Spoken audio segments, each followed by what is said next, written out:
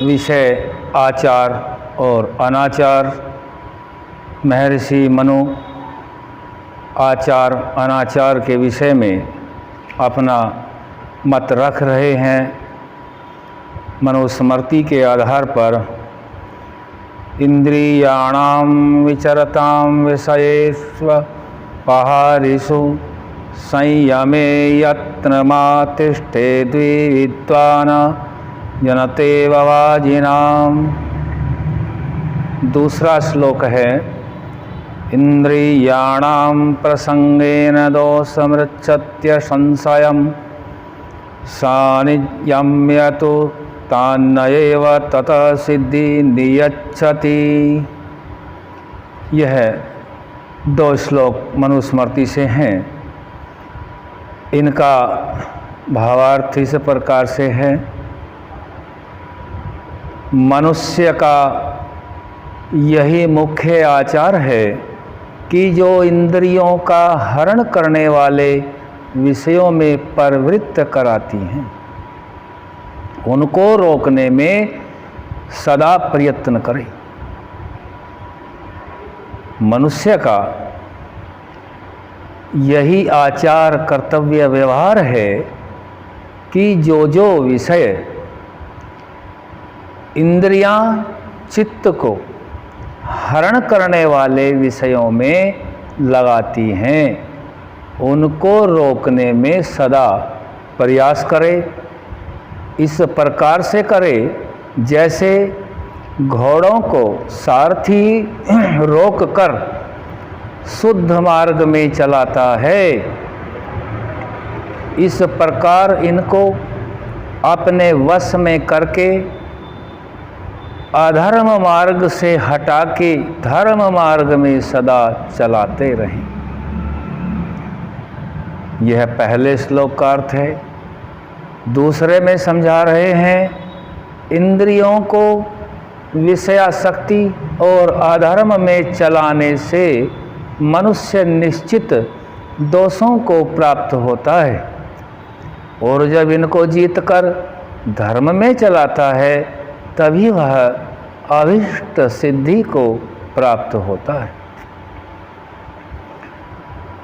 जब इंद्रियां अधर्म में जाती हैं तो अधर्म बढ़ता है और धर्म में आसक्त होती हैं तो धर्म में जाता है और अभीष्ट सिद्धियों की प्राप्ति मनुष्य कर लेता है। न जातु कामः कामानामुपभोगेन शाम्यति हविषा कृष्णवत्तमेव भूय एवाभिवर्धते। यह भी निश्चय है जैसे अग्नि में ईंधन और घी डालने से बढ़ता जाता है, वैसे ही कामों के उपभोग से काम कभी शांत नहीं होता किंतु बढ़ता ही जाता है। इसलिए मनुष्य को विषयासक्त कभी न होना चाहिए। महर्षि मनु इस श्लोक के माध्यम से समझा रहे हैं कि मनुष्यों को इंद्रियों का गुलाम विषय वासनों में नहीं फंसना चाहिए। यह इस प्रकार से कर्म होता है जैसे अग्नि में घी और ईंधन डालने से अग्नि बढ़ती है, वैसे ही विषयों में आसक्त होने से विषयासक्ति बढ़ती जाती है जो कभी शांत नहीं होती और इससे मनुष्य सही उन्नति को प्राप्त नहीं हो पाता है। आगे बता रहे हैं वेदास्त्यागश्च यज्ञाश्च नियमाश्च तापांसि च न विप्रदुष्टभावस्य सिद्धि गच्छति किंचित्। जो अजितेंद्रिय पुरुष है अर्थात जो जितेंद्रिय नहीं है उसको विप्र दुष्ट कहते हैं। उसके करने से न तो वेद ज्ञान, न त्याग, न यज्ञ, न नियम और न धर्म आचरण को की सिद्धि को ही प्राप्त होते हैं वह मनुष्य, किंतु ये सब जितेंद्रिय धार्मिक जन को ही सिद्ध होते हैं। महर्षि मनु इस चौथे श्लोक में समझा रहे हैं कि जो मनुष्य जितेंद्रिय नहीं है वो न तो वेद का ज्ञान कर सकता, न वो त्याग कर सकता, न वो यज्ञ करे और न नियम में रहता, और ये सभी धर्म विरुद्ध सिद्धि हैं जिनको वो प्राप्त कभी नहीं हो सकता। और ये सब कार्य, चाहे वह वेद का ज्ञान हो, चाहे त्याग, यज्ञ और नियम में चलना, धर्म के अनुकूल चलना, ये सब धार्मिक जन जितेंद्रिय को ही सिद्ध हो सकते हैं।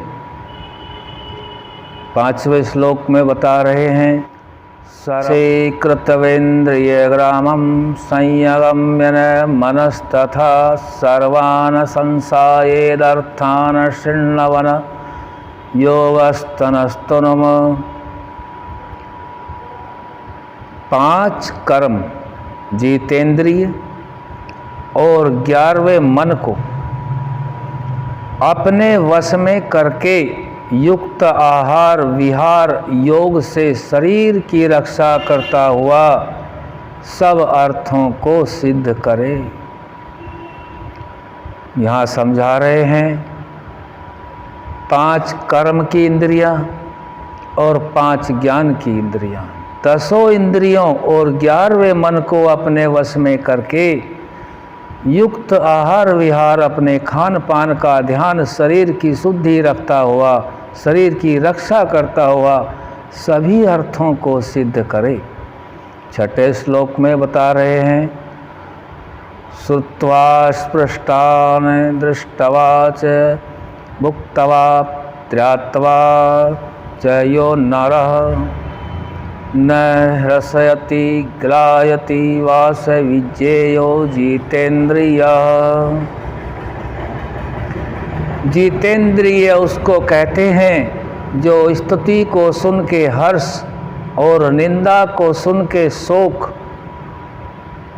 अच्छा स्पर्श करके सुख और दुष्ट स्पर्श से दुख, सुंदर रूप देख के प्रसन्न और दुष्ट रूप देख के अप्रसन्न, उत्तम भोजन करके आनंदित और निकृष्ट भोजन करके दुखित, सुगंध में रुचि और दुर्गंध में अरुचि नहीं करता है, उसका नाम जितेंद्रिय है। जो कभी भी हर्ष, शोक, निंदा, सुख, दुख, रूप, कुरूप, दुष्ट, अप्रसन्न, भोजन उत्तम हो चाहे उत्तम नहीं है, उन दुर्गंध सुगंध में कोई विशेष रुचि नहीं रखता, अरुचि ही बनी रहती है, वही जितेंद्रिय कहलाने के योग्य है। ना पृष्टः कस्यचिद् पुर्यान्त चान्यायेन पृच्छत जानन्नपि हि मेधावी जडवलोकयाचरेत्। कभी भी बिना पूछे व अन्याय से पूछने वाले को, जो कि कपट से पूछता हो, उसको उत्तर न देवे। उसके सामने बुद्धिमान भी जड़वत बना रहे, जड़ के समान रहे। हाँ, जो निष्कपट हो, जिज्ञासु हो, उनको बिना पूछे भी उपदेश करे। महर्षि मनु यहाँ उपदेश के बारे में समझा रहे हैं। जो कोई कपट पूर्वक पूछता हो, छल पूर्वक पूछता हो, अन्याय से पूछने वाला हो, तो उसके सामने बुद्धिमान भी जड़वत बना रहे। लेकिन जो निष्कपट हो, जिज्ञासु हो, उसको बिना पूछे भी उपदेश करे। यह उपदेश करने का विधान 7वें श्लोक में महर्षि मनु समझा रहे हैं। आगे कल ओम सम।